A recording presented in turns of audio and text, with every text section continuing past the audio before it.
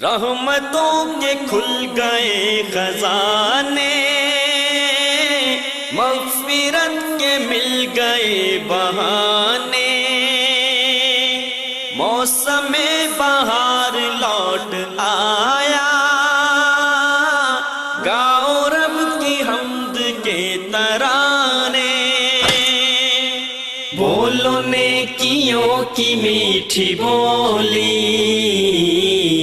آؤ رحمتوں سے بھر لو جھولی۔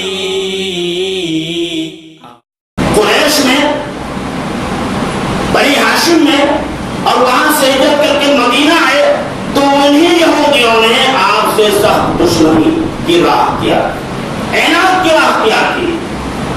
کیا کہا؟ ام یحسدون الناس علی ما آتاهم اللہ من فضلہ فقد آتینا آل ابراہیم الکتاب والحکمۃ وآتیناہم الحکمۃ ام یحسدون الناس علی ما آتاهم اللہ من فضلہ۔ یہ یہودی حسد کرتے ہیں اس بات پر کہ نبی محمد صلی اللہ علیہ وسلم، نبوت نبی محمد صلی اللہ علیہ وسلم کو مل گئی۔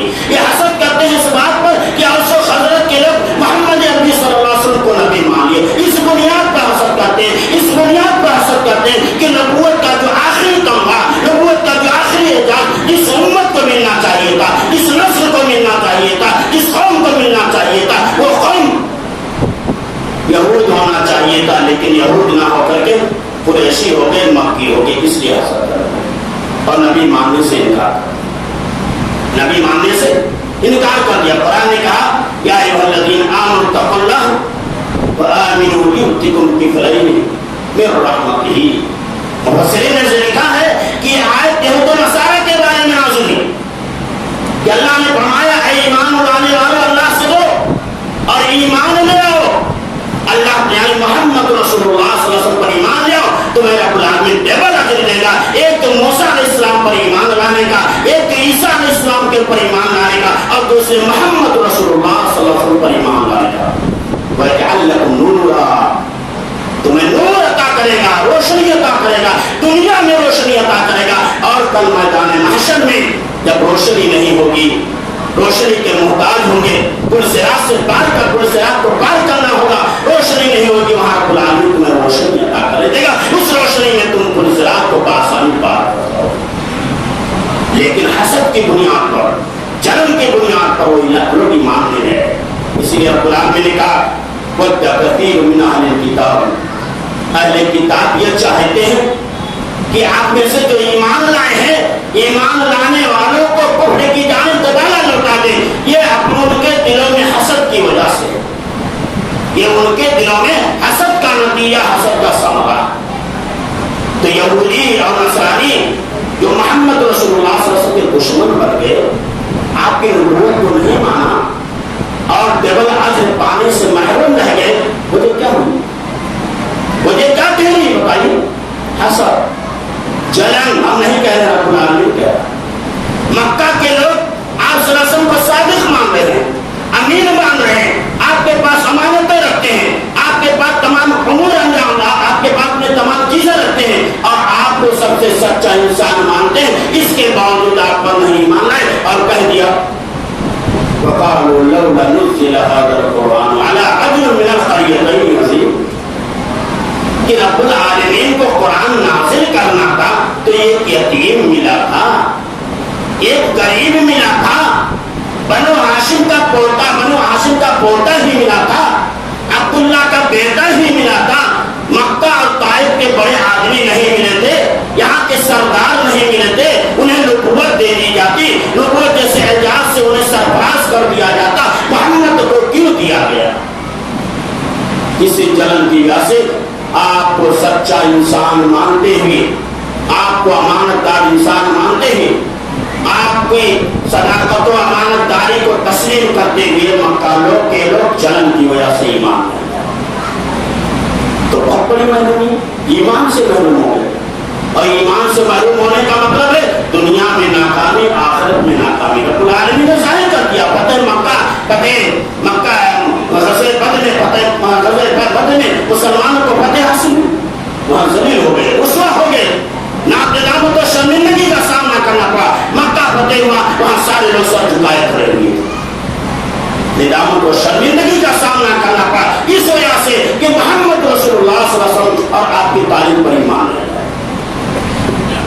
تو انسان جب حسد کرتا ہے تو بہت ساری برائیوں میں مبتلا ہوتا ہے، بہت ساری خرابیوں میں مبتلا ہو جاتا ہے. اور حسد ایسی خطرناک بیماری ہے جو معاشرے یا سماج میں قتل و خنوزی کو فروغ دیتی ہے، انعاد دشمنی کو فروغ دیتی ہے. ایک بھائی کو قتل کر دیتا ہے حسد کی بنیاد پر. آسمانوں پر پہلا فساد واقع ہوا حسد کی بنیاد پر. روئے زمین پر پہلا قتل واقع ہوا حسد کی بنیاد پر. ابراہیم یوسف علیہ السلام کو ان کے بھائیوں نے کنویں میں پھینکا حسد کی بنیاد پر. ابلیس نے حسد کیا آدم علیہ السلام سے کہ رب العالمین تو نے ہم کو آگ سے پیدا کیا، ہم کو مٹی سے پیدا کیا. آگ محترم ہوتی ہے اور مٹی کیا ہوتی ہے؟ پستی کی جانب جاتی ہے، ذلیل اور رسوا ہوتی ہے. اور اعلیٰ چیز ادنا چیز کی عبادت کرے اس کے سامنے سر کا یہ ممکن ہے. حسد کیا، تکبر کیا، رادے درگاہ ہو گیا. روئے زمین پر حسد کی بنیاد پر قابیل نے حابیل کو قتل کر دیا. یوسف علیہ السلام کے بھائیوں نے کہا کہ قالوا ليوسف واخوه احب الى ابينا منا ونحن نصر ان ابانا لفي ضلال مبين. ہمارے ابا جان یوسف اور اس کے بھائی سے بہت پیار کرتے ہیں، بہت محبت کرتے ہیں، جبکہ ہم ایک جماعت میں ہیں، 11 کی تعداد ہماری ہے. ان ابانا لفی ضلال مبین، میرے باپ بری ہوئی گمراہی میں. اقتلوا یوسف او اطرحوه، یوسف کو قتل کر دو یا اس کو کسی ایسی سرزمین میں پھینک دو جہاں کوئی قافلہ ملے گا اسے اٹھا لے جائے گا. اور جب ہمارے باپ کے سامنے سے یوسف غائب ہو جائے گا، محبت جس سے ہمارے باپ پر ہے وہ غائب ہو جائے گا، تو ابا جان ہم سے محبت کرنے لگے. اس حسد کی بنیاد پر یوسف علیہ السلام کو ان کے بھائیوں نے کنویں. تو روئے زمین پر حسد کی بنیاد پر پہلا قتل ہوا. روئے زمین پر ایک معصوم بچے کو کنویں میں پھینک دیا گیا. نبی کائنات صلی اللہ علیہ وسلم نے بیان فرمایا تھا انه سيصيب عليكم داء النوم، ہم قریب تمہارے اندر پچھلے لوگوں کی برائیاں پیدا ہو جائیں. لوگوں نے کہا یا رسول اللہ ما داء النوم، پچھلے لوگوں کی برائیاں کیا ہیں؟ آپ نے فرمایا الاشد والبدر والتکاثر والتنافس في الدنيا والتباعد والتحاسد حتى يكون الوقت ثم الحد. تمہارے اندر پچھلی امتوں کی برائیاں پیدا ہو جائیں گی، پوری پچھلی امتوں کی خرابیاں پیدا ہو جائیں گی. کبر پیدا ہو جائے گا، گھمنڈ پیدا ہو جائے گا، غرور پیدا ہو جائے گا، دنیا کی حرص اور طمع پیدا ہو جائے گی.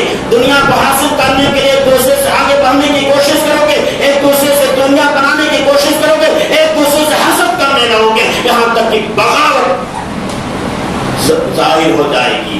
بغاوت ظاہر ہو جائے گی. اب بغاوت کے نتیجے میں قتل عام ہو جائے گا. حتی یکون البغی ثم الحد، بغاوت عام ہو جائے گی. ایک بھائی دوسرے بھائی کے خلاف بغاوت کرے گا، ایک مسلمان دوسرے مسلمان کے خلاف بغاوت کرے گا، ایک مسلم جماعت دوسرے مسلم جماعت کے خلاف بغاوت کرے گی. اور پھر اس طریقے پر قتل عام ہو جائے گا اور ایک دوسرے کا قتل کو روا اور جائز سمجھا جائے گا. یہ خرابیاں پیدا ہوں گی ہمارے اندر. یہی نہیں بلکہ نبی کائنات صلی اللہ علیہ وسلم نے حسد کی خرابی کو، کی خطرناکی کو بیان کرتے ہوئے فرمایا دبا الیکم داء الامم الحسد والبغضاء، تمہارے اندر پچھلی امتوں کی برائیاں پیدا ہو جائیں گی، حسد پیدا ہو جائے گا، دشمنی پیدا ہو جائے گی. یہ الحالقۃ، یہ حسد اور دشمنی موڑ دینے والی ہوگی.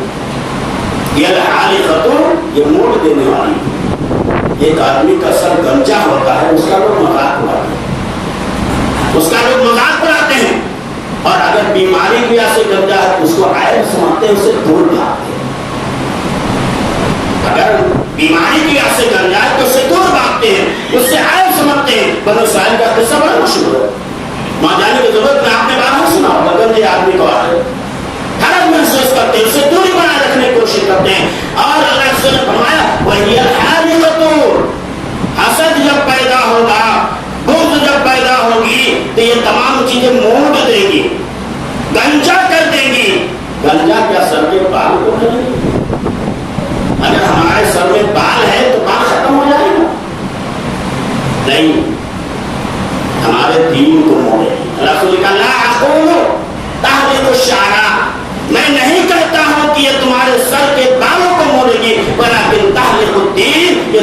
دین کو موڑ دے گی، تمہارے دین کو ختم کر دے گی۔ ہم نماز کس لیے پڑھتے ہیں؟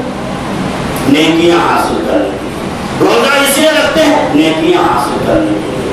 روزہ اس لیے رکھتے ہیں نیکیاں حاصل کرنے کے لیے۔ نیکیاں حاصل کرنے کے لیے ہم کیا کرتے ہیں؟ یہ تمام امور ہم انجام دیتے ہیں۔ یہ تمام امور ہم کیا کرتے ہیں؟ انجام دیتے ہیں نیکیاں حاصل کرنے کے لیے، اجر و ثواب حاصل کرنے کے لیے۔ اور اس کا نتیجہ کیا ہوتا ہے؟ رب کی قربت، رب کی نزدیکی، رب کی جنت کا حصول، رب کی رضامندی۔ یہ تمام اغراض ہمارے دل میں ہوتے ہیں۔ نماز پڑھیں گے میرا رب خوش ہو جائے گا، جو بھی دعا کریں گے ہماری دعا قبول کریں گے۔ روزہ رکھیں گے باب الریان سے ہمیں جنت میں داخلہ مل جائے گا۔ صدقہ کریں گے ہمیں صدقہ کے دروازے سے جنت میں داخلہ مل جائے گا۔ حج کریں گے ہمیں حج کے دروازے سے جنت میں داخلہ مل جائے گا۔ نیک کام کریں گے رب العالمین ہم سے خوش ہو جائے گا، راضی ہو جائے گا۔ اس کے سلے رب العالمین ہمیں کیا دے گا؟ جنت دے دے گا۔ اس کے سلے میں رب العالمین ہمیں جنت دے گا۔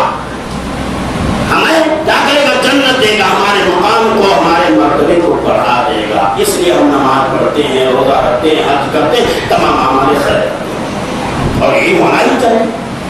ایک مسلمان کے دل میں یہی شوق ہونا چاہیے، یہ جذبہ ہونا چاہیے، یہی خلوص اور الہیت کی چیز ہونی چاہیے کہ مسلمان پڑھے نماز، اللہ خوش ہو جائے، رب راضی ہو جائے، اس کی عبادتیں قبول کر لی جائیں، اس کے اعمال قبول کر لی جائیں، رب اس کو اس کے سلے میں جنت دے، یہ ہونا چاہیے۔ لیکن اگر ہمارے دل میں حسد جیسی خطرناک بیماری پیدا ہو گئی، رنجش جیسی خطرناک وبائی بیماری پیدا ہو گئی، ہمارے اخلاق کو بگاڑ دے گی، ہماری روحانیت کو بگاڑ دے گی، ہمارے معاملات کو بگاڑ دے گی، اور سب سے بڑی خرابی جو لے کر کے آئے گی ہمارے نام اعمال کو سیاہ کر دے گی۔ کتنے کرام کاتبین نے ہمارے نام اعمال میں نیکیاں لکھی ہیں، اجر ثواب لکھا ہے، اور اس کے یہ جو وعدے رب العالمین نے کیے وہ تمام چیزیں لکھی ہیں، وہ تمام چیزوں پر پانی پھیر دیا جائے گا، تمام چیزیں سیاہ ہو جائیں گی، کالی ہو جائیں گی، ہمارے نام اعمال میں کچھ نظر ہی نہیں آئے گا۔ کیا مطلب ہوگا؟ ہم کام بھی کریں مزدوری بھی نہ، ہم محنت بھی کریں ہمیں محنت کا ثمرہ بھی نہ، ہم دن رات ایک کر دیں اس کے باوجود ہمارے ہاتھ میں روٹی کوڑی بھی نہ آئے۔ کوئی انسان ایسا کر سکتا ہے؟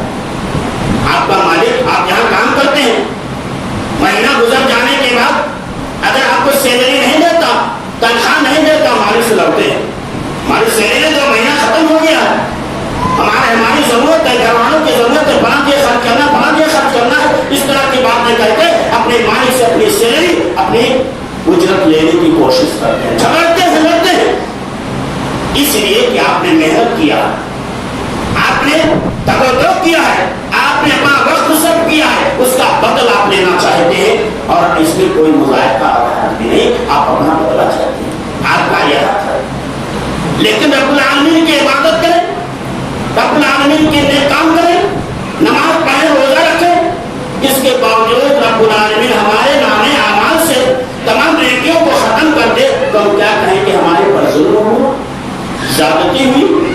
نہیں دوستو، ظلم نہیں ہوا، زیادتی نہیں ہوئی، انصاف ہوا ہے۔ اس لیے کہ ایک مسلمان کو ہم نے برا سمجھا، ایک مسلمان کے تئیں اپنے دل میں برا خیال کیا، ایک مسلمان کو ہم نے لعن و طعن کیا، ایک مسلمان کی عزت کو نیلام کرنے کی ہم نے کوشش کی، ایک مسلمان کو ہم نے بدنام کرنے کی کوشش کی، ایک مسلمان کو سر عام ہم نے ذلیل کرنے کی کوشش کی۔ اس کا صلہ کیا ملنا چاہیے؟ اس کا صلہ بدلہ یہ ملنا چاہیے۔ اس لیے اللہ رسول نے فرمایا اگر انسان حسد کرتا ہے، جلن رکھتا ہے، تو حسد اور جلن کی صورت میں رب العالمین اس کی نیکیوں کو مٹا دیا کرتے ہیں، اس کے نام اعمال کو سیاہ کر دیا کرتے ہیں۔ اسی لیے اللہ کے رسول نے فرمایا لا یزال الناس بخیر ما لم یتحاسدوا۔ میرے مسلمان بھائیوں، میرے بزرگوں، میری ماں اور بہنوں، سنو، محمد رسول اللہ صلی اللہ علیہ وسلم نے ہمیں پیغام دیا، ہمیں نصیحت کیا۔ کیا پیغام دیا؟ حسد سے دور رہو، بھلائیوں میں رہو گے، حسد سے کنارے کشی اختیار کرو، رب کی خوشنودی حاصل ہوگی، حسد سے اپنے آپ کو بچائے رکھو، رب العالمین کی جنت ملے گی، حسد سے اپنے آپ کو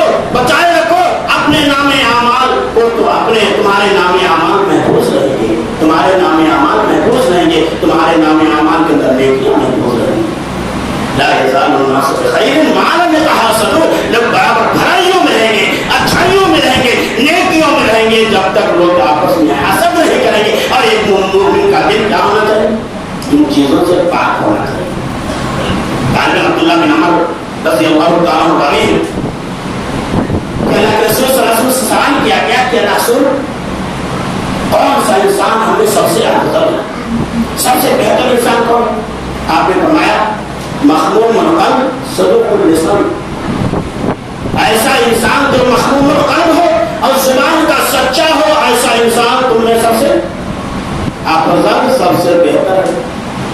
صحابہ نے کہا کہ رسول ہم صدوق اللسان تو جانتے ہیں, زبان کا سچا کون ہوتا ہے, لیکن مخموم القلب کون ہے؟